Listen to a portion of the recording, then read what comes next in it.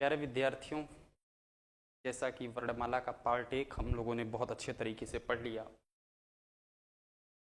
आज हम जो चर्चा करने वाले हैं वो वर्णमाला भाग 2 के विषय में चर्चा करेंगे, जो उसका अगला हिस्सा है। अब यहाँ से आपको थोड़ा सा ध्यान रखना होगा, क्योंकि जो पिछला लेक्चर मैंने लिया, जाहिर है कि वो आप लोगों ने बहुत बेहतर तरीके से समझ लिया होगा।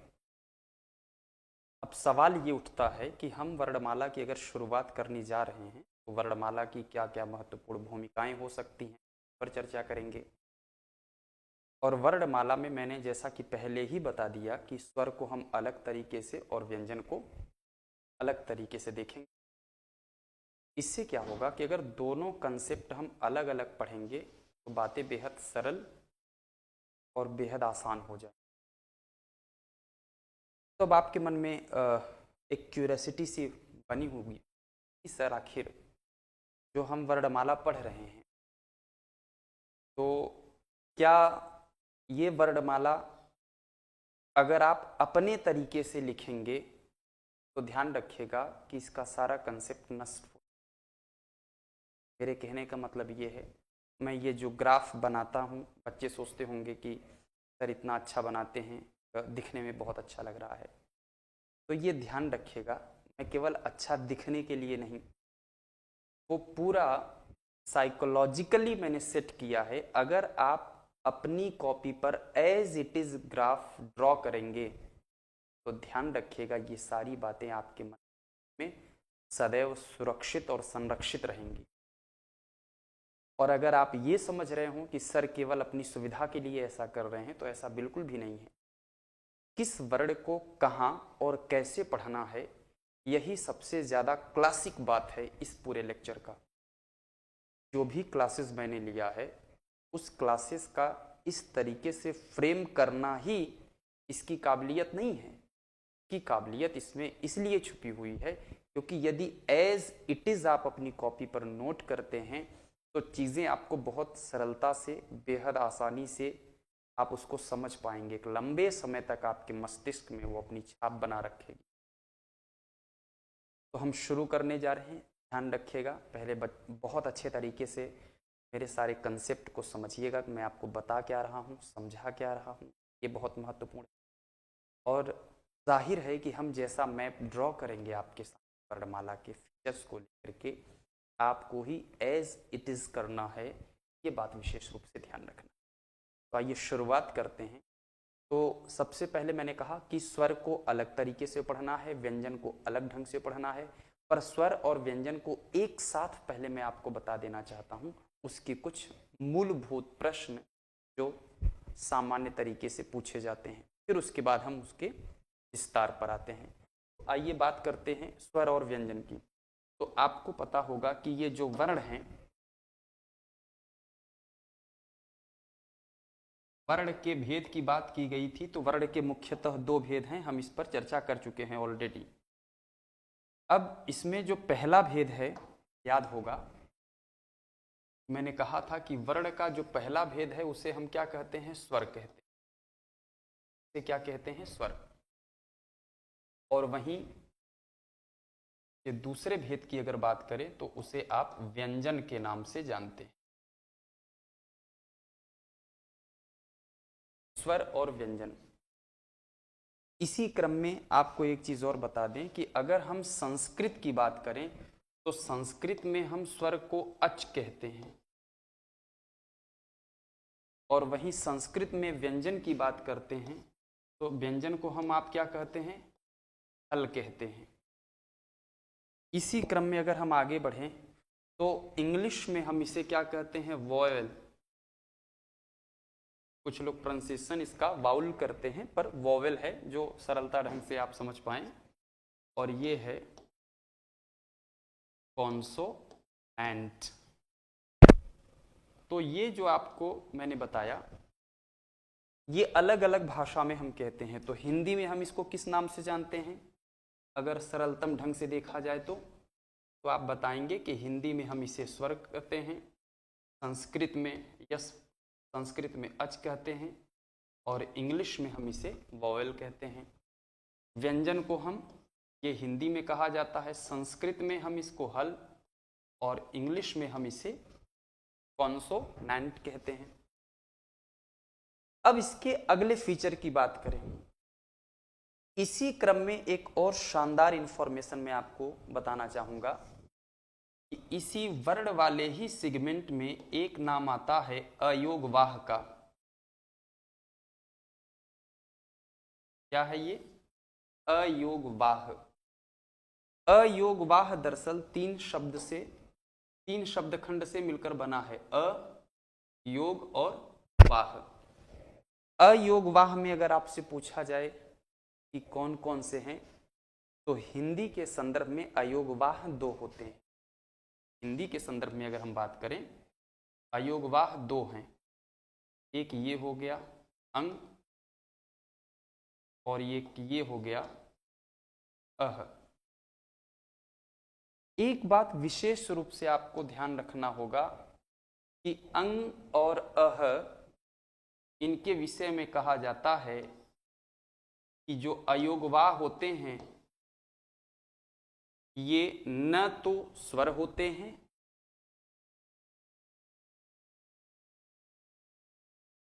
और ये न ही व्यंजन होते हैं।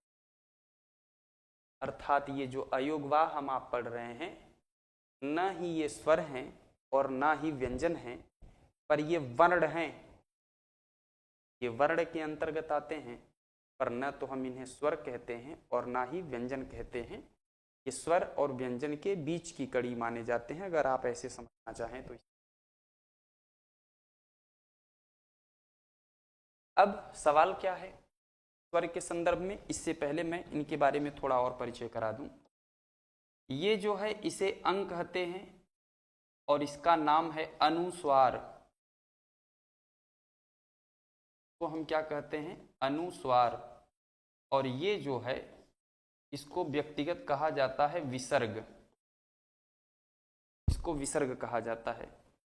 और अगर सवाल पूछा जाए कि अंग का उच्चारण स्थान क्या है, अगर पूछ लिया गया कि अंग का उच्चारण स्थान क्या है, तो आप बताइएगा कि इसका उच्चारण स्थान है नासिका। और अह का उच्चारण स्थान यदि पूछा जाता है तो बेहद सरलता से आप बता पाएंगे कि सर्ग का उच्चारण स्थान कंठ होता है। तो ये बात आप समझ पाए होंगे। ये तो सामान्य बात रही। विशेष बात में हम देखेंगे जो स्वर वाले हिस्से में है कि स्वर में आपको क्या क्या पढ़ना होता है। तो आइए हम उसकी भी बात कर लें।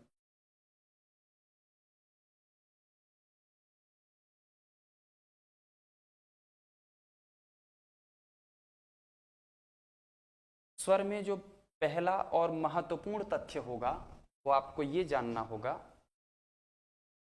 कि स्वर की परिभाषा क्या है।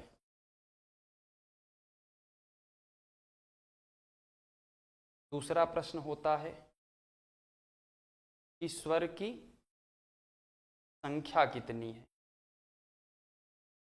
और तीसरा प्रश्न हो जाता है कि स्वर में जो मात्राएं हैं वो मात्राएं कितनी है, मात्राओं की संख्या क्या है। इसी क्रम में हम जानेंगे कि स्वर के मुख्यतः भेद कितने हैं। और इसी क्रम में जानेंगे हम स्वर के संदर्भ में अगर एक बात और, तो विशेष करके एक इंफॉर्मेशन हम देख लें, इसी में ज़्यादा अच्छा होगा। विशेष व्यंजन के संदर्भ में भी ठीक यही। सबसे पहले हम जानेंगे कि व्यंजन की परिभाषा क्या है। दूसरा तथ्य हम सीखेंगे कि मूल व्यंजन की संख्या कितनी है। इसी क्रम में हम सीखेंगे कि कुल संख्या कितनी है। इसी क्रम में सीखेंगे कि इसके कुल भेद कितने, इसके कुल भेद कितने। हालांकि विशेष का कंसेप्ट इसमें भी आएगा, पर वो बहुत महत्वपूर्ण नहीं है, वो हम अपनी चर्चा के दौरान ही आपको बता देंगे और आप वो सरलता से समझ पाएंगे। स्वर की परिभाषा आपको खुद ही लिखना है। अब इतना तो आप अपने लिए कर ही सकते हैं, वो भी मेरे ऊपर मत छोड़िएगा, पर परिभाषा क्या होती है बहुत सरल तरीके से मैं आपको बताना चाहूँ। देखिए, हम वर्ण पढ़ रहे हैं, वर्ण स्वर भी हैं, वर्ण व्यंजन भी है।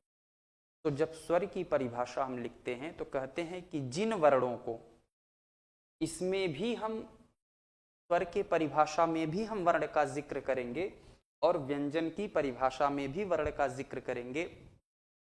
जाहिर है आपके मन में ये सवाल आएगा, क्योंकि ये दोनों ही वर्ण के भेद हैं, पर वर्ण के जो दो भेद हैं, एक स्वर और एक व्यंजन के नाम से जाना जाता है। अब एकदम सरल शब्दों में अगर हम कहना चाहें तो आप कह सकते हैं कि जिन वर्णों को बोलने में किसी के मदद की आवश्यकता नहीं होती, या जिन वर्णों को बोलने में कोई बाधा या अवरोध उत्पन्न नहीं होता, उसे हम स्वर कहते हैं। माने स्वरों के उच्चारण में किसी प्रकार का विघ्न या बाधा उत्पन्न नहीं होता, ऐसा विद्वान कहते हैं। वहीं व्यंजन के संदर्भ में कहा जाता है कि व्यंजन जो होते हैं वो स्वरों की सहायता से बोले जाते हैं। तो अगर हम बहुत कम शब्दों में कहें तो आप ऐसे समझ लें कि जो स्वर होता है,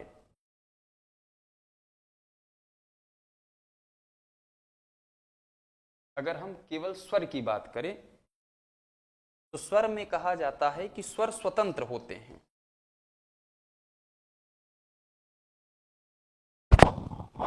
इनके उच्चारण में किसी भी प्रकार के बाधा की आवश्यकता नहीं होती, किसी अन्य की। जबकि अगर हम इनके परिभाषा की बात करें, व्यंजन के परिभाषा की, तो कहते हैं कि ये स्वर की सहायता से बोले जाते हैं।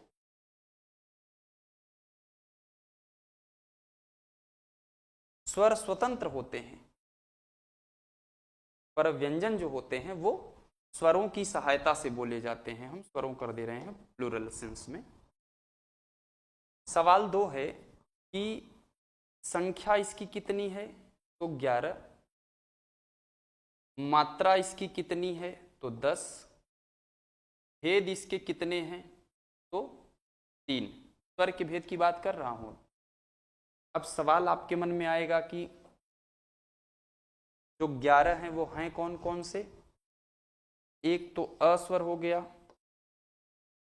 एक आ हो गया, एक छोटी ई,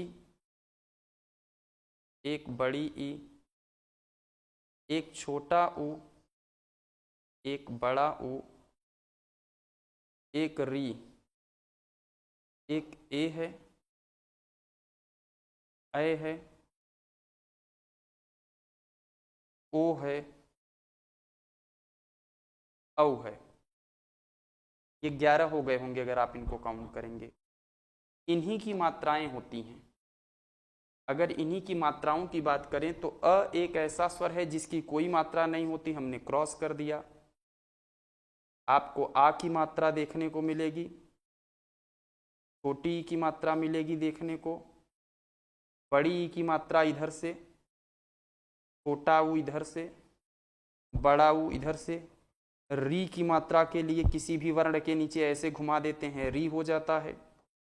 ए के लिए एक मात्रा, ऐ के लिए 2 मात्रा, ओ के लिए 1 मात्रा और औ के लिए 2 मात्रा। तो ये है इसका मात्रा। ये स्वर 11 पर मात्राओं की संख्या 10, क्योंकि अ स्वर की कोई मात्रा नहीं होती। वहीं जब हम इनके भेद की बात करते हैं तो भेद में 3 जिक्र है। तो जाहिर सी बात है कि 3 में जो पहला है उसे आप ह्रस्व स्वर कहते हैं, दूसरा जो है उसे आप दीर्घ स्वर कहते हैं, तीसरा जो है उसे आप प्लुत कहते हैं। ये 3 इसके क्या हो गए, भेद हो गए। सवाल आपके मन में होगा कि सर फिर विशेष में क्या हमको देखना है। तो विशेष में मैं आपको 2 बातें बताऊंगा। ध्यान से इसको समझिएगा। अगर पूछा जाए सभी स्वर क्या हैं, तो ध्यान रखिएगा कि आप बहुत अच्छे से बड़े प्रेम से लोगों से बताइएगा कि सभी स्वर जो होते हैं वो सघोष होते हैं। दूसरा सवाल, और सभी स्वर क्या होते हैं, तो आप बताइएगा कि सभी स्वर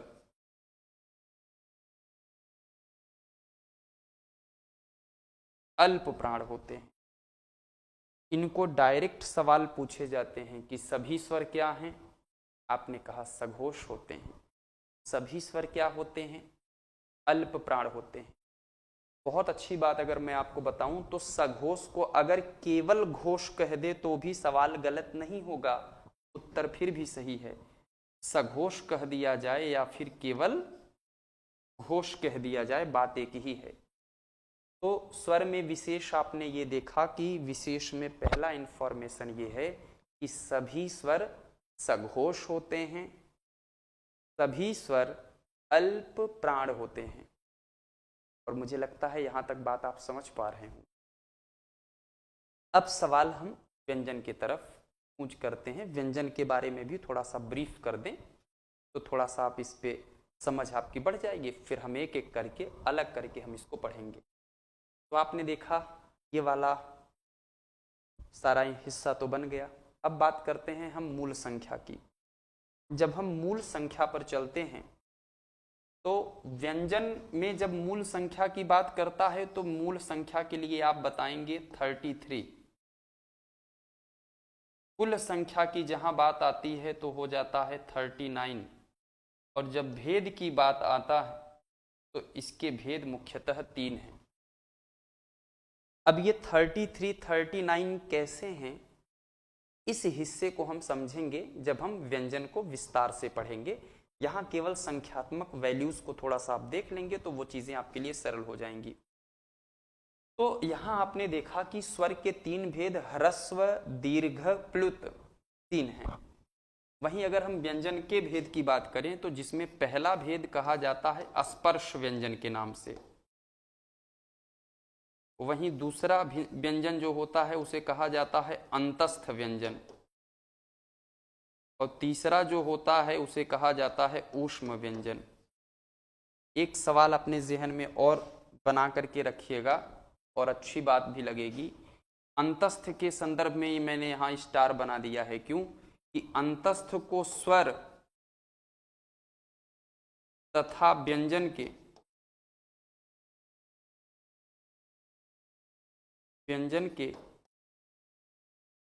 अंतस्थ को स्वर तथा व्यंजन के बीच की कड़ी कहा जाता है।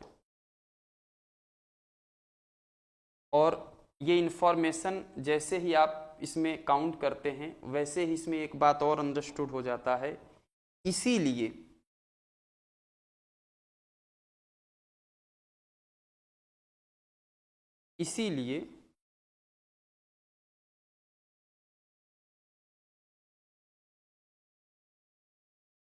अंतस्थ को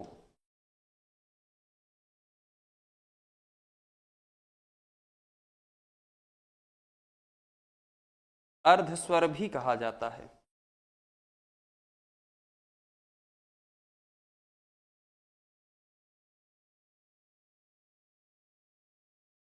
इसीलिए अंतस्थ को अर्धस्वर भी कहा जाता है।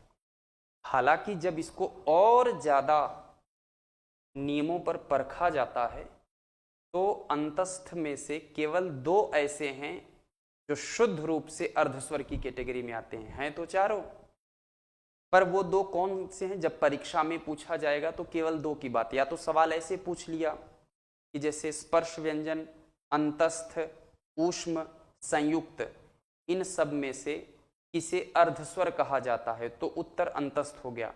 पर अंतस्थ के जो चारों वर्ण हैं यदि उनके अंदर जाकर के पूछे कि इन चारों में से कौन हैं, तो या तो कह दे ये सभी, अगर विकल्प में है तो ठीक है, पर ऐसा आएगा नहीं, आएगा केवल 2 का नाम आएगा। 2 वर्ण ऐसे हैं जो अंतस्थ हैं। कौन कौन से हैं ये हम वहां चर्चा करेंगे, यहाँ बहुत कॉम्प्लिकेटेड हो जाएगा तो हम इसको यहीं तक छोड़ देते हैं। तो जाहिर है कि ये वाला ग्राफ आपको बहुत अच्छे से समझ में आ गया होगा कि मैंने किस तरीके से एक एक हिस्से को अलग अलग करके आपके सामने रिप्रेजेंट किया। अब सवाल ये है कि इनको पढ़ने से पहले अगर हम बात करें तो स्वर को विस्तार से पढ़ेंगे, पहले स्वर के विषय में पढ़ेंगे। तो स्वर को मैंने आपको बताया रहा होगा कि स्वर हम कई स्टेप पर जाकर पढ़ेंगे, कई तरीके से, कई अलग अलग ढंग से हम इसके बारे में समझेंगे जिससे स्पष्ट हो जाए। उसमें मैंने आपको बताया रहा होगा उत्पत्ति के आधार पर, ठीक है, फिर उच्चारण के कालमान के आधार पर, फिर उच्चारण आधार पर, ऐसे बहुत सारे आधार हैं जिसकी शुरुआत अब हम करने जा रहे हैं। उसको ध्यान से समझिएगा कि कौन कौन से उसके आधार हैं और कैसे कैसे आपको उसे समझना है या कैसे कैसे उसको सीखना। तो मैं एक अगला स्लाइड लेने जा रहा हूँ, इतना आप अच्छे से नोट कर लीजिएगा। अगर ऐसे ही बनाएंगे तो आपको क्या होगा ना, एक बार में आप ये मैप देखेंगे और एक बार में वो सारी चीज़ें रिकॉल हो जाएंगी। पर कुछ बच्चे क्या करते हैं, ये वर्ड हेडिंग बना लिए, स्वर के बारे में लाइन खींचते चले गए, एक तरफ से ये जो मैं इस तरीके से बनाया हूँ वो यहाँ से एरो बना करके ऐसे क्रम से लिख देते, बाद में वो एक पुस्तकाकार हो जाता है, जैसे पुस्तक में इंफॉर्मेशन दी गई है ठीक वैसे ही हो जाता है। तो वो बातें याद करने में थोड़ी सी मुश्किल होती है। और जो इस तरीके से मैप में होता है, इसको देखते ही हर एक स्टेप पर एक नया क्वेश्चन है, परिभाषा, संख्या, फिर मात्रा, फिर भेद, फिर विशेष, एक सरसरी नज़र में आप वो सारी स्टेप से गुजर जाते हैं जहाँ जहाँ से सवाल बनता है। तो मुझे लगता है कि ये बात या यहाँ तक की बातें आप बहुत अच्छे से समझ पाए होंगे। अब हम चल रहे हैं अगले चरण पर, वहाँ हम क्या क्या देखते हैं आइए हम उसकी चर्चा कर लें। अब बात आती है स्वर की। तो स्वर की हम शुरुआत करते हैं।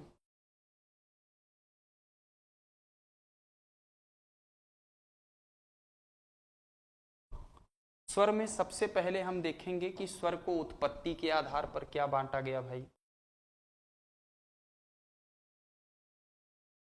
उत्पत्ति के आधार पर। दूसरा इसमें सेगमेंट आता है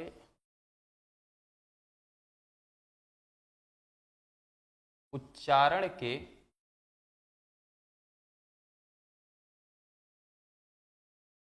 कालमान, कालमान को हम समय भी कहते हैं। उच्चारण के समय के आधार पर कि स्वरों को बोलते समय जितना समय लगता है, जो समय स्पेंड होता है, उस आधार पर इसका बंटवारा है। और एक देखेंगे उच्चारण के आधार पर।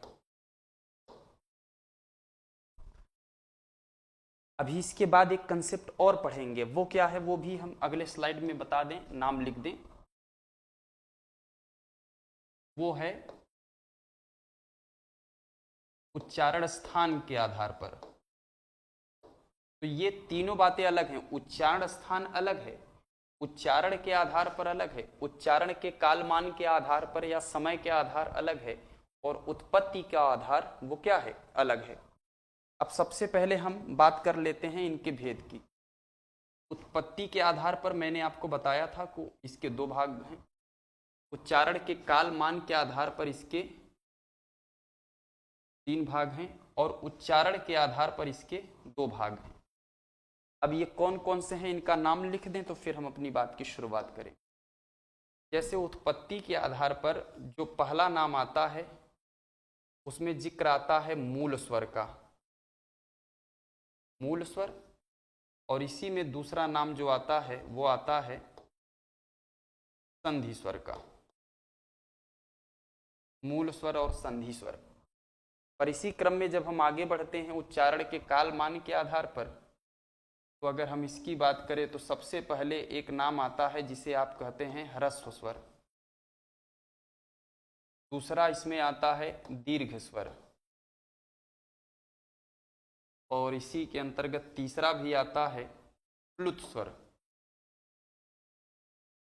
और उच्चारण के आधार पर जो स्वर होते हैं, एक तो होता है सानुनासिक, हम इसके बारे में पहले भी अनुनासिक या सानुनासिक कहा जाता है, और एक नाम है निरनुनासिक।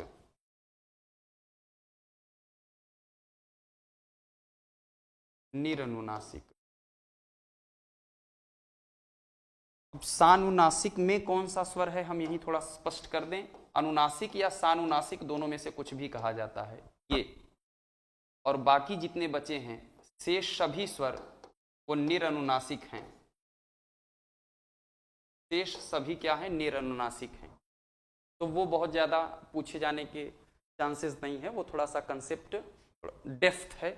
वो केवल उतना ही जान लीजिए कि अगर आपसे पूछे कि उच्चारण के आधार पर स्वर, उच्चारण स्थान नहीं, उच्चारण के आधार पर, तो आप बताएं 2 है, और सवाल उसके बनने के चांसेस बहुत कम है, बहुत ही ज्यादा कम।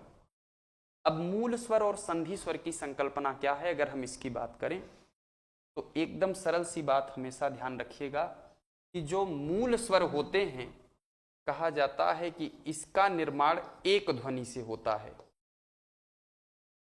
वे वर्ण जिनका निर्माण एक ध्वनि से हुआ हो वो मूल स्वर कहलाते हैं, और संधि स्वरों का निर्माण हमेशा 2 या 2 से अधिक ध्वनियों से होता है। तो 2 ध्वनियों से जब मिल जाए, जो भी बने वो क्या हो जाएंगे, संधि स्वर कहलाएंगे। संधि का मतलब ही होता है मेल। संधि शब्द का शाब्दिक अर्थ ही क्या है, मेल है, तो इसलिए बेहद स्पष्ट हो जाता है, कोई बहुत तनाव लेने की बात नहीं। इसी क्रम में अब एक सवाल आपसे बनेगा, तो पहले हम जान लेते हैं कि कौन कौन से हैं, ये पहले जान लें। तो कुछ का जिक्र कर रहे हैं, आप जानते भी हैं उनको। एक तो है अ, पहला जो स्वर है वो क्या है, अ है। अ, छोटी ई, छोटा उ और री। अ हो गया, छोटी ई, छोटा उ और री। ये जो 4 हैं इन्हें हम क्या कहते हैं, मूल स्वर कहते हैं। और मूल स्वर कहने के पीछे की वजह क्या है, तो मुझे लग रहा है कि आप बेहद सरलता से समझ पा रहे होंगे, क्योंकि ये एक ध्वनियों के बने होते हैं। सवाल ये पैदा होता है कि सर ये एक ही ध्वनि के क्यों बने हैं। अगर मैं कहूं कि इन्हें आप ब्रेक करके दिखाइए, इन्हें आप 2 भागों में हमको तोड़ करके दिखाइए, तो यू कांट ब्रेक इट, आप इसे तोड़ नहीं पाएंगे। और न तोड़ने की स्थिति में ये मानना पड़ेगा आपको कि ये क्या है, एक ध्वनि से बने हैं। तो एक ध्वनि से जो भी निर्मित है उन्हें हम क्या कहते हैं, मूल स्वर कहते हैं। इसी सवाल को थोड़ा सा अगर हम आगे बढ़ाएं तो देखिए, कहते हैं कि यदि हम अ और अ इसी को 2 बार रिपीट कर दें, माने अ और अ रिपीट करें, तो आ स्वर का निर्माण होता है। 2 छोटी ई को रिपीट करें तो बड़ी ई का निर्माण होता है। 2 छोटा ऊ को रिपीट करें तो बड़ा ऊ का निर्माण होता है। ऐसे ही 2 री को अगर रिपीट करें तो बड़ी री का निर्माण होता है। पर अफसोस की बात है कि ये आपसे परीक्षा में पूछा नहीं जाएगा, बिकॉज हिंदी में इस स्वर की कोई संकल्पना है नहीं, और जब हिंदी में इसकी संकल्पना नहीं है तो इसके लिए परेशान भी क्या होना। अब अ प्लस अ मिलकर के क्या बन गया, अ प्लस अ मिलकर के बना आ। छोटी ई और छोटी ई मिलकर के क्या बना, बड़ी ई। छोटा ऊ और छोटा ऊ मिलकर के क्या बना, बड़ा ऊ। ये देख रहे हैं, तो माने ये भले ही दिखने में या आकृति में एक हैं, पर इनका निर्माण 2 की मदद से हुआ है, क्योंकि ये आ 2 छोटे अ से, बड़ी ई 2 छोटी ई से, बड़ा ऊ 2 छोटा ऊ से मिलकर बना। यदि ये 2 के मेल से बने हैं तो जाहिर सी बात है इन्हें संधि स्वर कहने में हमें आपको कोई आपत्ति नहीं होनी चाहिए। इसी क्रम में अब तो हमने इसका स्क्वायर किया तो ये बात समझ पाए। अब इसको अगर हम अल्टरनेशन करना शुरू करें, अल्टरनेट लेना शुरू करें, जैसे अ के साथ अगर हम छोटी ई, अ के साथ यदि हम छोटी ई लगाते हैं तो नया स्वर, और अ के साथ यदि हम छोटा ऊ लगाते हैं तो नया स्वर। क्या नया स्वर है, यदि अ के साथ छोटी ई लगाते हैं तो बन जाता है ए। अ के साथ छोटी ई लगाते हैं तो क्या बन जाता है, ए। अ के साथ अगर ऊ लगाते हैं तो बन जाता है ओ। ए और ओ का निर्माण हो गया। महत्वपूर्ण बात यह है कि ऐ और औ कैसे बना, तो ध्यान रखिएगा, अ तो है ही, पर ये जो ए है इसी की मदद लेकर के ऐ का निर्माण किया गया। वैसे औ का निर्माण अ प्लस ये जो ओ बना है उसी की मदद लेकर के औ का निर्माण किया गया। अब जो आपके सामने बना है वो क्या बना, एक तो बना अय और दूसरा बना औ। अर्थात अगर हम ध्यान से समझें इसकी बारीकियों पर पूरा कंसंट्रेशन करके, तो आप देखें कि ये जो 3 हैं ये भी 2 ध्वनियों से बने, ये जो 4 हैं ये भी 2 ध्वनियों से बने। तो ध्यान रखिएगा, सवाल बनता है कि ए किन 2 ध्वनियों से मिलकर बना, तो अ और ई मिलकर के ए बना। ऐ किससे किससे मिलकर बना, तो अ ए मिलकर के ऐ बना। ओ किससे किससे मिलकर बना, अ और उ मिलकर के ओ बना। अ प्लस ओ मिलकर के औ बना। तो ये बात विशेष रूप से आपको ध्यान रखना होता है। अब हुआ क्या, एक बहुत बारीक सा अगर ध्यान रखेंगे तो आपको लगेगा कि हाँ सर ये बात भी आपने सही कहा। 3 ये हो गए, 4 ये हो गए। अगर हम इनके संरचनात्मक हिस्से की बात करें, इनके बनावट की बात करें, तो आपको एक अच्छी बात इसमें समझने को मिलेगी। क्या कि ये जो आ है ये अपने ही जैसे 2 से मिलकर बना, बड़ी ई अपने ही जैसे 2 से मिलकर बना, बड़ा ऊ अपने ही जैसे 2 से मिलकर के बना। पर यही बात ए ऐ ओ औ पर लागू नहीं होता। ए ऐ ओ औ को यदि आप ध्यान से देखते हैं तो प्लस के दोनों तरफ अलग अलग प्रकार के स्वर मिलकर के इसका निर्माण करते हैं। ए किससे मिला, अ और ई से। ऐ किससे मिला, अ और ए से। ओ किससे मिला, अ और ऊ से।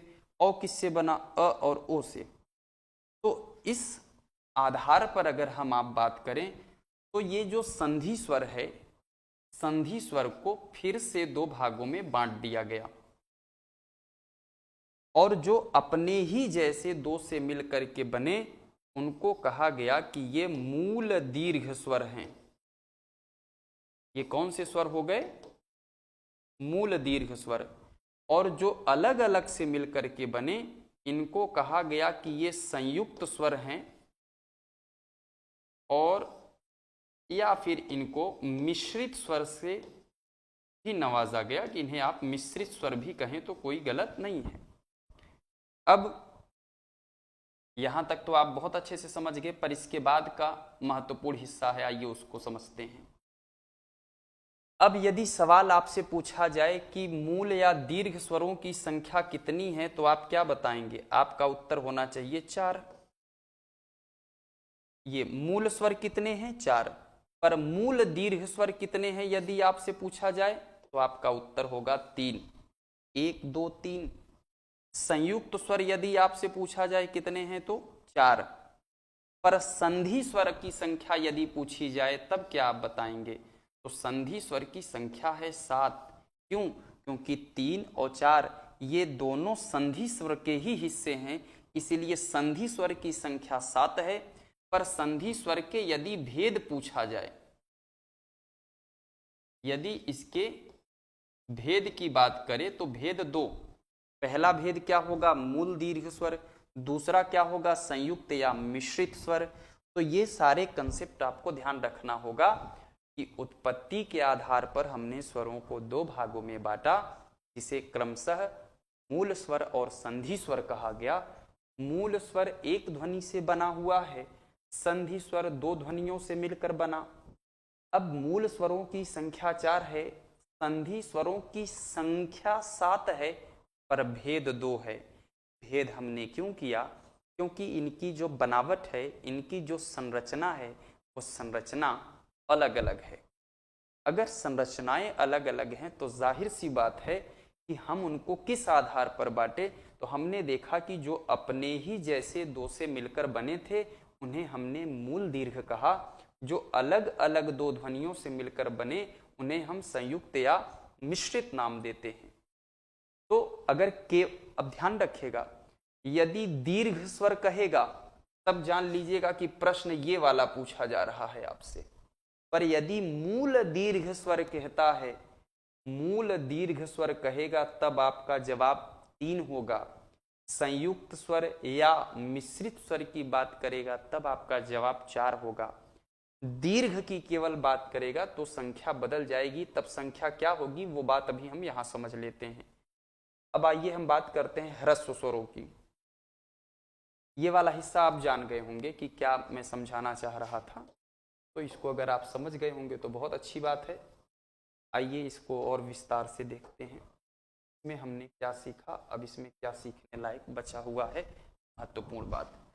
तो यहाँ बात रही है ह्रस्व की।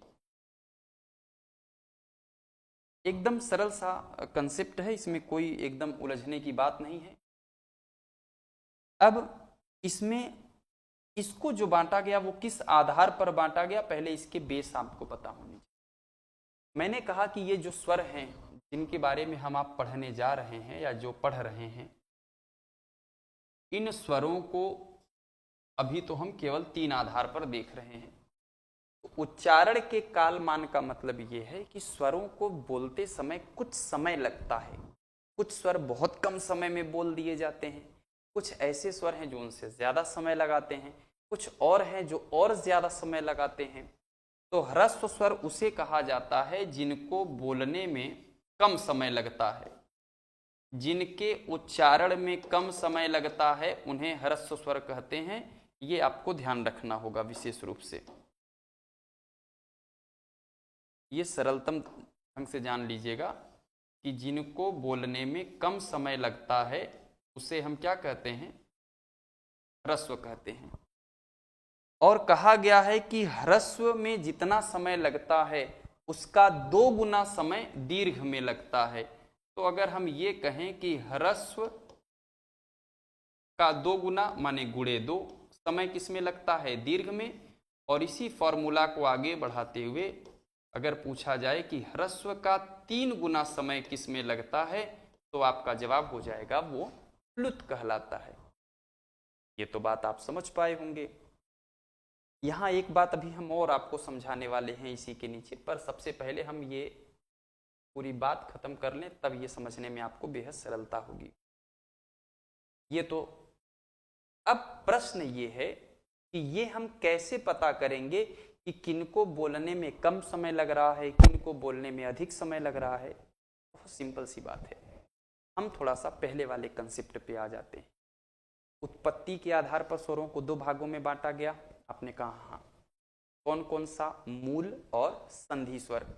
मूल स्वर किसे कहा गया है, जो एक ध्वनि से बने हैं। संधि स्वर किसे कहा गया, जो 2 ध्वनियों से बने हैं। तो आप सोचिए, जो ये 4 लोग हैं एक ध्वनि से जो बने हैं उनको बोलने में कम समय लगेगा, कि ये जो लोग हैं 7 लोग जो 2 ध्वनि से मिलकर बने हैं उनको बोलने में कम समय लगेगा। तो ये छोटा सा बच्चा भी बता पाएगा कि जो एक ध्वनि से बना होगा उसको कम समय लगेगा, जो 2 ध्वनि से बना होगा उसको ज्यादा समय लगेगा। इसलिए जो यहाँ उत्पत्ति के आधार पर मूल के नाम से जाने जाते हैं वही यहाँ ह्रस्व के अंतर्गत आते हैं। तो ह्रस्व में क्या क्या आ गया, एक तो आ गया आपका अ, एक आ गया ई, एक आ गया उ और एक आ गया री। ये क्या हो गए, ह्रस्व हो गए। दीर्घ में जितने लोग 2-2 ध्वनियों से बने हैं, ये 3 और ये 4, 4 3 7, ये सातों क्या हैं, दीर्घ स्वर के अंतर्गत आएंगे। जैसे क्या क्या है, एक तो हो जाएगा बड़ा आ, बड़ी ई, बड़ा उ, ए, ऐ, ओ, औ। ये सभी दीर्घ कहलाएंगे। और प्लुत का एक बहुत पॉपुलर उदाहरण है ओम। ओम में ये जो बीच वाला है ना, ये गिनती के 3 की तरह होता है और इसी को बहुत लंबे समय तक, जैसे जो ऋषि मुनि हैं वो ओम का जाप जब करते हैं तो ओम वाला हिस्सा बहुत लंबे समय तक बोलते हैं, तो उसे मान लिया गया है ये प्लुत है। अब ये तो आप समझ पाए। तो जब संख्या की बात आएगी, आप मेरी बात समझिएगा, तो इसकी संख्या तो क्या है, 4 ही है। पर इसकी संख्या बदल करके अब कितनी हो गई है, दीर्घ की संख्या 7 हो गई है। और इसमें तो कोई बात ही नहीं है, ये एक उदाहरण आता है या फिर किसी का नाम लेते समय आता है, ज़्यादातर ओम आएगा। जैसे ए लड़के, ए लड़की, इसको भी बहुत लंबे समय तक खींच करके बोला जाता है।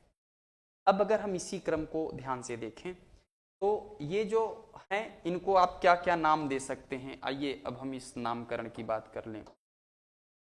आपको पता होना चाहिए कि इसको ह्रस्व स्वर कहते ही हैं हम लोग, ठीक। ध्यान रखिएगा कि इसको मूल स्वर भी कहते हैं, अभी इसके जस्ट पहले आपने देखा, और इसी को एक और नाम दे दिया जाता है, इसको एक मात्रिक भी कहा जाता है।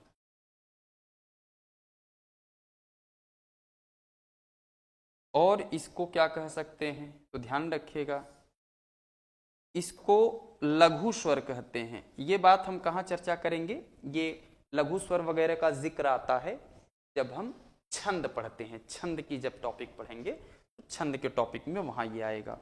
इसी तरीके से अगर इसी क्रम में अगर हम बात करें तो इसे क्या कहते हैं, इसे कहा जाता है दीर्घ स्वर। दीर्घ तो है ही। अब इसी क्रम में इसका दूसरा नाम क्या है, तो ये मूल है। मूल के पैरेलल क्या था, संधि था, तो इसे संधि स्वर भी कहा जाता है। इसी के पैरेलल यदि इसे एक मात्रिक कहा जाता है तो इसे क्या कहा जाता है, द्विमात्रिक स्वर कहा जाता है। इसको द्विमात्रिक भी कह सकते हैं। इसी के पैरेलल एक इंफॉर्मेशन और, इसको गुरु कहा जाता है। इसको क्या कहते हैं हम, तो गुरु वर्ण के अंतर्गत ये गिना जाता है। ये भी सरल सी बात है। इसी क्रम में अगर हम अगले चरण पर आते हैं तो इसमें बहुत नाम नहीं है। एक तो इसे प्लुत स्वर कहते हैं, ये तो आप जान ही रहे हैं, प्लुत स्वर। और इसी क्रम में एक बात और ध्यान रखिएगा कि प्लुत स्वर का अगर पूछा जाए हिंदी में अर्थ क्या होता है, तो ध्यान रखिएगा उछलता हुआ, इसका क्या है, हिंदी अर्थ है। यदि आपसे पूछा जाए कि प्लुत का हिंदी अर्थ क्या होगा, तो उछलता हुआ। और ध्यान रखिएगा कि प्लुत को हम त्रिमात्रिक कहते हैं, इसको हम त्रिमात्रिक स्वर के नाम से जानते हैं। इस तरह से जो हमने विभाजन देखा ये आप समझ पाए। अच्छा, इसी क्रम में ध्यान रखिएगा, ये भी बहुत महत्वपूर्ण तथ्य है जो बताने जा रहे हैं। ये जो अपने जैसे ही दो से मिलकर बने हैं, इसीलिए इनको सवर्ण कहा जाता है। सवर्ण या फिर इसको सजातीय कहा जाता है। और ये अलग अलग से मिलकर के बने हैं, इसीलिए इसको असवर्ण कहा जाता है।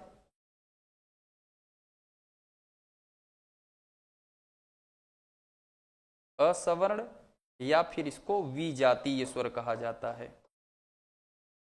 तो जो एक सवाल आता है कि जाति के आधार पर स्वरों को कितने भागों में बांटा गया है, तो 2 भागों में। कौन कौन सा, एक है सजातीय और एक होता है विजातीय। अगर पूछा जाए जाति के आधार पर स्वरों का वर्गीकरण बताइए, तो कम से कम आपको ये पता हो कि सजाति और विजाति।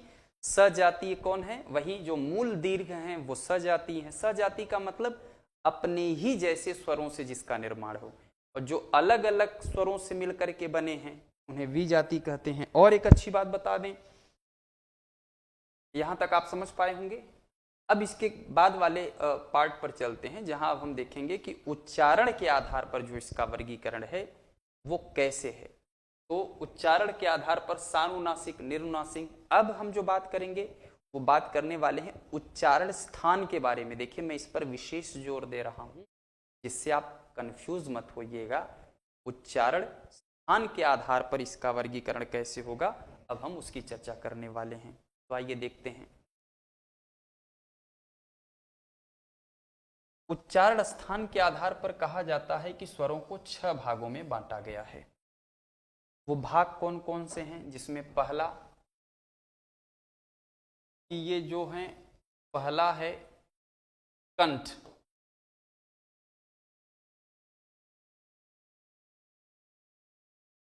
दूसरा है तालु या तालव्य, तीसरा है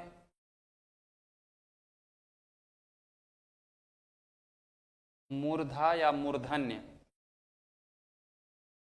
चौथा है दंत, पांचवा है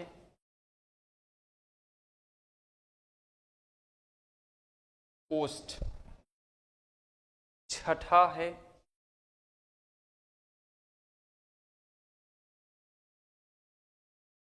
कंठ, तालु या तालव्य, और सातवां है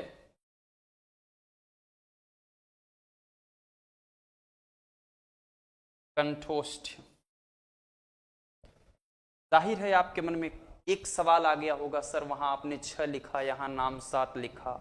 नाम 7 इसलिए लिखने की जरूरत है कि आपका कंसेप्ट एकदम क्लियर होना चाहिए, कहीं किसी भी प्रकार का डाउट बनना ही नहीं चाहिए, इसलिए मैंने ये 7 लिखे हैं। तो आइए हम चर्चा करते हैं। जैसे जो स्वर हैं वो ये इन स्थानों से बोले जाते हैं, अभी हम पता कर लेंगे कि कौन कहाँ से बोला जाता है। कंठ ये है गला का ये वाला हिस्सा जहाँ आप देख रहे हैं, ये उभरा हुआ है, ये कंठ है। जिन स्वरों को बोलते समय इस कंठ पर विशेष प्रकार का दबाव पड़ता है, हम ये मान लेते हैं कि वो स्वर क्या होंगे, कंठ स्वर होंगे। फिर क्या है, जीभ जो आपका है, आपका ये एकदम आउटर पार्ट, ये लिप्स है, लिप्स के पीछे दांत है। अब दांत के थोड़ा सा पीछे ऊपर अगर जाते हैं उसे तालु कहते हैं, और मूर्धा जो है तालु के थोड़ा सा और पीछे जाने पर है। अब सीधी सी बात है कि जो कंठ की सहायता से बोले जाते हैं वो कंठ ध्वनि है, जो तालु की सहायता से बोले जाते हैं वो तालव्य हैं। मूर्धा वाले का 2 लक्षण है। पहला लक्षण, यदि आपका जिह्वा, जैसे इसका लक्षण 1, यदि जीभ किसी भी वर्ण को बोलते समय पीछे की तरफ घूम जाए तो मूर्धा है। और इसका दूसरा एंटीक लक्षण ये है कि जीभ में अगर वाइब्रेशन पैदा होगा तो मूर्धा होगा। मूर्धा के दोनों लक्षण याद रखिएगा। व्यंजन का जब हम वर्गीकरण करेंगे तो वहां हम आपसे पूछेंगे कि मूर्धा किसे कहते हैं। जीभ अगर पीछे की तरफ पलट जाए तब अगर जैसे ट ठ ड ढ ड़ ट ठ, तो पूरा ट वर्ग बोलने के लिए हमें मूर्धा का ही प्रयोग करना पड़ता है। या जीभ में वाइब्रेशन पैदा हो, जैसे र र र बोलकर देखिए, पूरे व्यंजन में र ऐसा है जिसको बोलते समय एक विशेष प्रकार का वाइब्रेशन पैदा होता है। और जो दांत की सहायता से बोला जाएगा दंत है, जो ओष्ठ की सहायता से बोला जाएगा ओष्ठ है। अब जिसको बोलने में कंठ और तालु दोनों की भूमिका होगा वो कंठ तालव्य है। जो कंठ और ओष्ठ दोनों की मदद से बोले जाएंगे वो कंठोष्ठ हैं। अब मैं आपको बता दूं कि अ और आ 2 स्वर ऐसे हैं जिनके उच्चारण में हम कंठ का प्रयोग करते हैं। तालु में आता है एक तो छोटी ई और एक तो बड़ी, इन दोनों का उच्चारण करते समय हम तालु का प्रयोग करते हैं। मूर्धा के लिए केवल एक ही है, री। री का उच्चारण आप करिएगा तो देखिएगा आपको जिह्वा वाइब्रेट होगी र की तरह। री बोल करके देखिएगा, आप महसूस करेंगे कि सर एग्जैक्टली मुझे समझ में आ रहा है। केवल री है, बड़ी री की संकल्पना हमारे हिंदी में है नहीं तो बात खत्म हो जाती है। ओष्ठ जिनको बोलते समय होठ गोलाकार हो जाए तो एक तो हो गया छोटा ऊ और एक तो हो गया बड़ा ऊ। अब देखिएगा, इससे एक निष्कर्ष और निकालिएगा। आपने देखा कि जहां से अ बोला गया वहीं से आ का भी उच्चारण हुआ, जहां से छोटी ई है वहीं से बड़ी ई की है, जहां से री की है वहीं संस्कृत में बड़ी री का भी वहीं से उच्चारण होता है, जहां से छोटा ऊ का उच्चारण होता है वहीं से बड़ा ऊ का भी उच्चारण होता है। ये विशेष बात आपको नोट करना है। इसका मतलब ये है, इससे एक बात स्पष्ट हो जाती है कि जहां से ए का उच्चारण होगा वहीं से ए का भी उच्चारण होगा, और जहां से ओ का उच्चारण होगा जाहिर है वहीं से औ का भी उच्चारण होगा। ये बात अंडरस्टूड है।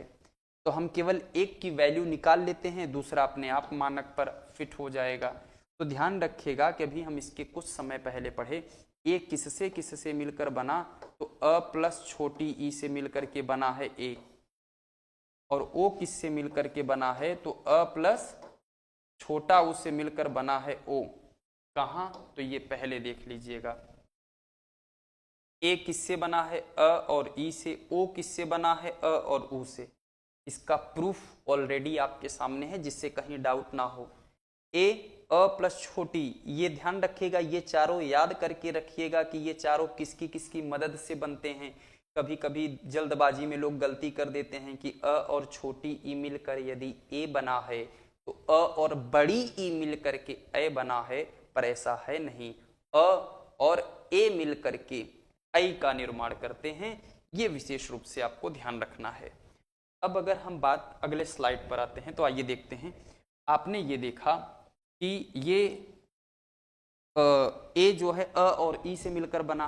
अच्छा, अ का उच्चारण स्थान क्या है, अ का उच्चारण स्थान कंठ है। ई का उच्चारण स्थान क्या है, तालु है। क्योंकि जो ए है वो ऐसी दो ध्वनियों से मिलकर बना है जिसका एक कंठ और एक तालु है, इसीलिए ए ओ का उच्चारण स्थान कंठ तालु माना जाता है। ठीक वैसे ही ओ, अ का उच्चारण स्थान कंठ है, ऊ कहाँ से बोला जाता है, ओष्ठ से। कंठ और ओष्ठ की संधि कर दिया गया तो कंठोष्ठ हो गया, और कंठोष्ठ से उच्चारण होता है ओ का और औ का। ये विशेष रूप से आपको ध्यान रखना है। यहाँ सवाल बिल्कुल सतर्कता पूर्वक आप इसका उत्तर दें, ये गलत न करें कि कंठ तालु, ए का निर्माण अ प्लस ई से हुआ है, इसको उल्टा मत कर दीजिएगा। ई प्लस अ से इसका निर्माण नहीं हुआ है। अगर पूछा जाए कि ए बना है और विकल्प में ई प्लस अ दे दे, और विकल्प में अगर अ प्लस ई दे दे, तो क्रम ध्यान रखिएगा, ये क्रम गलत है, क्रम यही सही होगा, अ प्लस ई। इसीलिए इसका नाम कंठ तालु है। ध्यान रखिएगा, इसको अगर तालु कंठ कह देगा तो गलत हो जाएगा। गलतियां वो बहुत बारीकी से करा सकते हैं, आप यहां ध्यान नहीं देंगे, आपको लगेगा अरे यही दो से तो बोले जाते थे। जल्दबाजी में ऐसी गलती कर सकेंगे। ये कंठ ओष्ठ है, ओष्ठ कंठ नहीं होगा, ये भी विशेष रूप से ध्यान रखेगा। विकल्प में दे दिया ओष्ठ कंठ और आपने धूमधाम से लगा दिया कि ठीक है, तो ध्यान रखेगा कंठ तालु नहीं है और ओष्ठ कंठ नहीं है, ये तालु कंठ नहीं है, क्या होगा, कंठ तालु। तालु कंठ नहीं, ये कंठ ओष्ठ, ओष्ठ कंठ नहीं। इतना विशेष अगर दबाव इम्फेसाइज कर रहा हूं, इसका मतलब ये है इसको बहुत सतर्कता से समझने की जरूरत है, अदरवाइज इसकी गलती आप कर बैठेंगे, फिर आपको लगेगा कि इतना पढ़ना लिखना हमारा क्या हो गया, बेकार हो गया। अब मेरे हिसाब से ये बात आप अच्छे तरीके से समझ पाए होंगे। अब इसी क्रम को थोड़ा सा हम और आगे लेकर के चलते हैं। अब जो हम वर्गीकरण करने जा रहे हैं वो करेंगे जीभ प्रयोग के आधार पर स्वरों का वर्गीकरण। आइए देखते हैं अपने अगले स्लाइड पर। यहां तक आप अच्छी तरीके से समझ पाए। तो अब हाँ, सवाल ये था दंत, तो स्वरों की कुल संख्या कितनी है अगर आपको पता होगा, तो हमने देखा कि स्वर हमारे कुल हैं 11। ठीक, स्वर हमारे 11 हैं। तो 2, 1, 2, 3, 4, 5, 6, 7, 8, 9, 10, 11 स्वरों का जिक्र किया गया, पर दंत से किसी भी स्वर का उच्चारण हमें देखने को नहीं मिला। तो ध्यान रखिएगा, हिंदी में, मैं हिंदी भाषा की बात कर रहा हूं क्योंकि हम हिंदी व्याकरण पढ़ रहे हैं, हिंदी में ऐसा कोई स्वर नहीं है जिसका उच्चारण दंत से हो। ये अलग बात है कि हम नोट में ध्यान रखें कि ये लरी जो है वो संस्कृत का स्वर है, जिसका जिक्र यहां नहीं आएगा।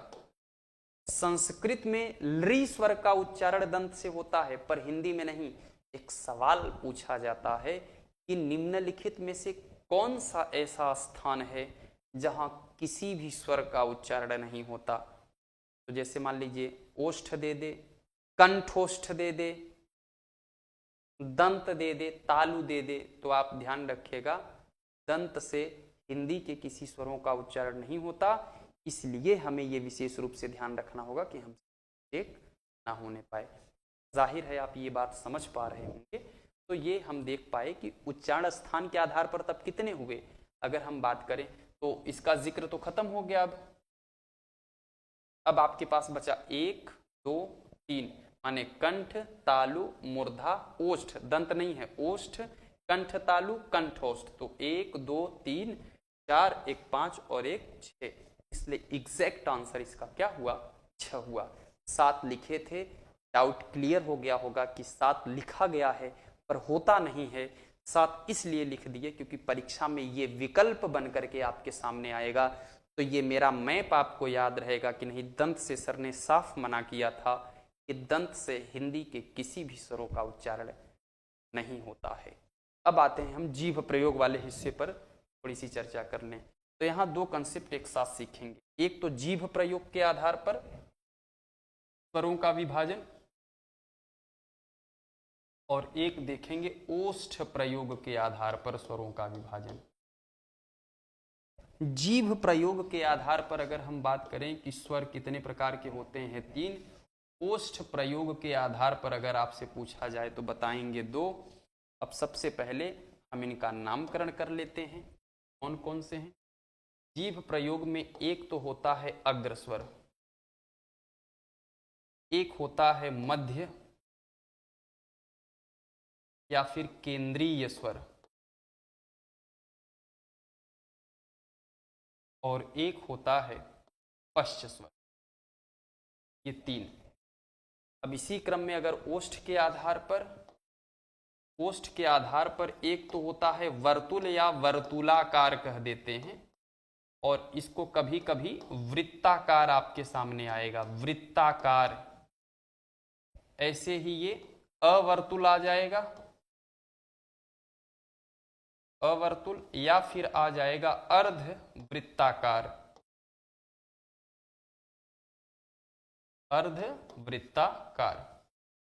ये तो वर्तुलाकार का मतलब क्या है, वर्तुल का मतलब ही होता है गोला, वर्तुल का मतलब क्या होता है, गोला, इसका मतलब होता है गोला। और अवर्तुल या अर्धवर्तुल का मतलब कि जिसको बोलने में ओठ गोल ना हो। ये भी हम लोग खूब अच्छे से सीख पाएंगे। अग्र स्वर में ये ध्यान रखिएगा, भूलिएगा मत कि अग्र स्वर में केवल एक का जिक्र आता है, अ। हालांकि कामता प्रसाद गुरु की किताब में अ और आ दोनों दिया गया है, पर अ मूल रूप से माना जाता है क्योंकि भोलानाथ तिवारी ने अपने में यही जिक्र किया है। अब अगर बात करें इसमें अग्र में क्या आता है, एक तो छोटी ई आता है, एक तो बड़ी ई आता है। और छोटी ई बड़ी ई के नाते, क्योंकि ए में भी छोटी ई आएगा और अ में भी छोटी ई की मदद से बना हुआ है, इसलिए ये क्रम से चारों अग्र में आ जाते हैं। अगर हमें ये याद हो जाए, देखिए कुछ कंसेप्ट याद करना होगा क्योंकि वहां बोल करके स्पष्ट नहीं कर पाएंगे कि अ हमारा मध्य या केंद्रीय है, छोटी ई बड़ी ई हमारा अग्र है। क्योंकि ए का निर्माण भी छोटी ई और बड़ी ई की मदद से होता है, इसलिए इसे भी हम अग्र के अंतर्गत शामिल रखेंगे। और वहीं पश्च वाले हिस्से में अगर बात करें तो बाकी जितने भी बचेंगे इनको छोड़ करके वो सभी पश्च में आ जाएंगे। जैसे क्या आएगा, एक आएगा आ, एक आएगा छोटा ऊ, आया आपका बड़ा ऊ, आया आपका ओ, आया आपका औ, और इसी में वो विदेशी वर्ण जो है अंग्रेजी वाला औ, ये भी पश्च के अंतर्गत रखा जाता है। तो ये आपको ध्यान रखना होगा कि पश्च में क्या क्या शामिल है। एक सवाल मैं आपको यहाँ और बता देना चाहता हूँ, ये जिस वर्गीकरण की हम बात कर रहे हैं ये वर्गीकरण किसने किया है, भोलानाथ तिवारी। भोलानाथ तिवारी एक भाषा वैज्ञानिक थे। भोलानाथ तिवारी ने री को स्वर नहीं माना है। इनके अनुसार क्या है कि री स्वर नहीं है, इसलिए जब इन्होंने ये वर्गीकरण किया तो न तो री को जीभ प्रयोग के आधार पर, न तो ओष्ठ प्रयोग के आधार पर, न इसके बाद जो हम चर्चा करने वाले हैं न तो इसका जिक्र वहां आएगा, वहां पर भी हम इसका जिक्र नहीं करेंगे। अब ओष्ठ के आधार पर अगर बात किया जाए वर्तुलाकार और अर्धवर्तुलाकार, अब यहाँ इसको ध्यान से समझिएगा कि मैं क्या कहना चाह रहा हूँ। वर्तुल शब्द का शाब्दिक अर्थ ही, इसका मतलब ही होता है वर्तुल का या वृत्ताकार का मतलब होता है गोला, और ये अर्ध गोला या आधा गोला। और ये बहुत ही सरल है, जिन स्वरों को बोलते समय होठ एकदम गोल हो जाए वो वृत्ताकार होंगे, और जिनको बोलते समय होठ एकदम गोलाकार नहीं हो अर्धवृत्ताकार हो जाएंगे। तो कौन कौन से ऐसे सवाल आएंगे, कौन कौन से लोग हो सकते हैं? जैसे एक तो होगा छोटा ऊ, एक होगा बड़ा ऊ, और आपको पता है कि दो स्वर और हैं जो ऊ की मदद से ही बने हैं। कौन? एक तो है ओ और एक है औ। इनको छोड़ करके जो है वो सब अर्धवृत्ताकार में आते हैं। इसमें आ का जिक्र आता है, छोटी ई का, बड़ी ई का, ए का और ए का, ए और ए। सच पूछिए तो औ ये भी यहीं आएगा, और अ को उदासीन माना गया है। अ दोनों में से कहीं नहीं रखा जाता है, अगर रखा भी जाएगा तो कहाँ? वर्तुल में रखा जाएगा। वैसे मूल रूप से ये क्या है? ये उदासीन है। विद्वान कहते हैं कि ये न तो वर्तुल होगा, न तो अर्धवर्तुल या अर्धवृत्ताकार में आएगा। ये बात आपको विशेष रूप से ध्यान रखना होगा कि आपसे गलत ना हो पाए। तो अभी ये जो दो वर्गीकरण हम लोगों ने सीखा कि ओष्ठ के आधार पर और जीभ प्रयोग के आधार पर, तो जीभ प्रयोग के आधार पर ये तीन भेद हैं। अब सवाल कभी कभी इनके नाम से, जैसे अग्र, मध्य, पश्च और वर्तुल, इनमें से कौन सा जीभ प्रयोग के आधार पर स्वर का भेद नहीं है? तो वर्तुल नहीं होगा। तो किस आधार पर कौन से भेद हैं, ये बात भी आपको कंठस्थ होना चाहिए। ये बहुत महत्वपूर्ण हिस्सा है। अब इस क्रम का स्वर के हिस्से का अंतिम जो इंफॉर्मेशन हम आपको डिलीवर करने वाले हैं, उसमें हम सीखेंगे कि मुख विवर या मुख आकृति के आधार पर स्वर को कितने भागों में बांटा गया, और इसके साथ ही ये स्वर वाला कंसेप्ट एकदम स्पष्ट रूप से समाप्त हो जाएगा। आप इसके सवाल आप प्रैक्टिस सेट से सॉल्व करेंगे, आप देखेंगे कि सवाल 99% आप कर पाएंगे। एक आध सवाल जो मिस होता है वो कंसेप्ट आप इसको दोबारा समझेंगे, वीडियो देखेंगे तो आपको लगेगा कि वो बातें भी मैंने आपको बताया था, बस प्रश्न करने की जो उनकी शैली थी वो शैली थोड़ी सी बदल दी गई, जिसके कारण आपको थोड़ी कठिनाई का सामना करना पड़ा। सवाल आता है अगले हिस्से, जैसे अब हम देखेंगे मुख विवर भी कहा जाता है, या फिर मुखाकृति के आधार पर, माने मुख की आकृति। मुखाकृति का मतलब मुख की आकृति के आधार पर। और अगर हम इस, हालांकि अभी बहुत तरीके से है, विद्वानों ने बहुत जीव पेशी के पेशीय तनाव के आधार पर उसको बांटा गया है कि पेशीय तनाव के आधार पर वो कठोर और शिथिल प्रकार के होते हैं। तो आपको इतना डेप्थ तक जाने की जरूरत नहीं है। अभी तक जहाँ तक वनडे पे पूछने की उनकी सोच है, हम वहाँ तक चर्चा कर लेते हैं। अगर मान लीजिए ऐसा लगेगा कि इसकी आवश्यकता है तो वो 2-4-5 मिनट का वीडियो एक्स्ट्रा होगा, वो हम बना देंगे। पर अभी उसकी ज़रूरत आपको 2-4-5 साल तक नहीं पड़ेगी, इसलिए आपको टेंशन नहीं लेना है। तो मुख विवर या मुख आकृति के आधार पर इसको मूलतः 4 भागों में बांटा गया है। एक को कहा जाता है संवृत्त, हम थोड़ा सा उल्टा लिख रहे हैं। एक होता है संवृत्त, एक है अर्ध संवृत्त। मैं क्रम इसलिए ऐसा लगाया हूं जिससे आपको अच्छे से याद हो जाए, क्योंकि प्रश्न सवाल सॉल्व करना है, क्रम नहीं वहां लगाने को आएगा कि बताइए पहले क्या आएगा। फिर अर्ध संवृत्त हो गया, फिर हो जाएगा आपका अर्ध विवृत, फिर होता है विवृत।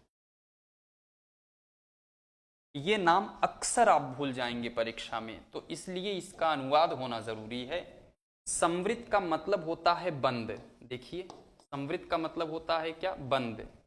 अर्ध संवृत्त का मतलब हो जाएगा क्या? अब आप आसानी से समझ पाएंगे, आधा बंद। अब विवृत का मतलब होता है खुला, और अर्ध विवृत का मतलब हो जाएगा आधा खुला। अभी आपके मन में जो सवाल पैदा होंगे हम उसको अभी शट आउट करेंगे।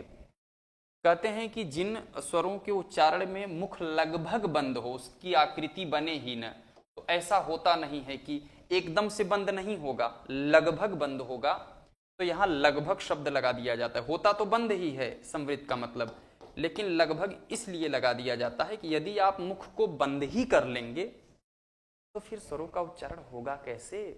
के लिए तो मुख का कुछ हिस्सा ओपन होना आवश्यक है, जाहिर सी बात है।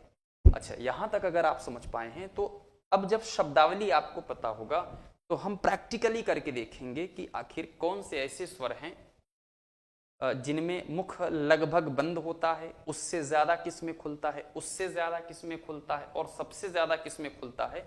ये हमारा सीक्वेंस होगा। तो ध्यान रखिएगा कि ये तीन हैं, एक है छोटी ई, एक है बड़ी ई, एक है छोटा ऊ और एक है बड़ा ऊ।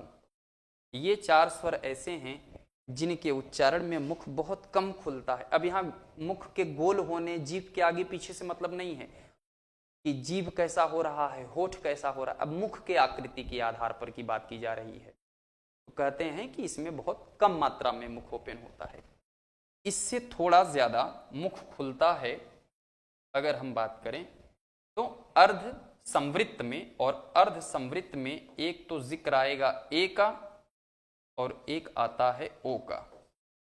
इससे भी ज्यादा जो मुख ओपन होता है वो आता है आपका अ में,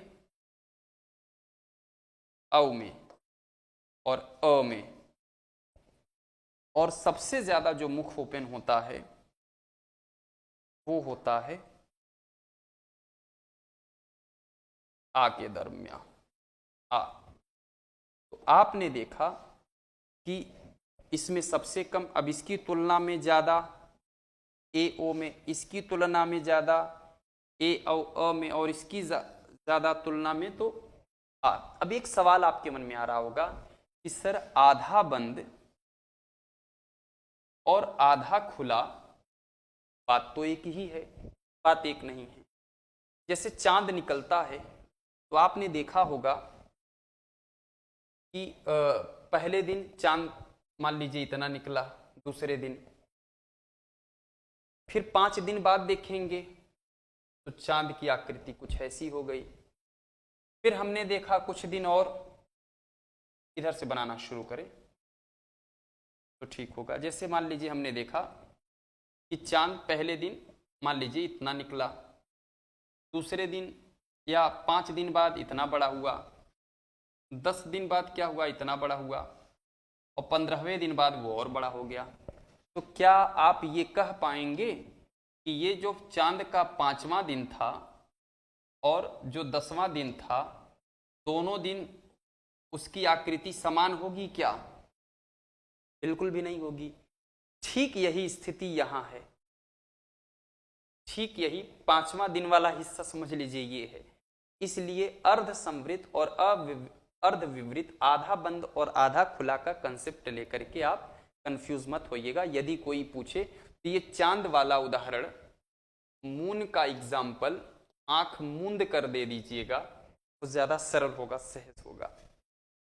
इस तरीके से आज वाली जो हम लोगों ने क्लास के बारे में पढ़ा, ये स्वर के पूरे डिमेंशंस के बारे में बता दिए हैं।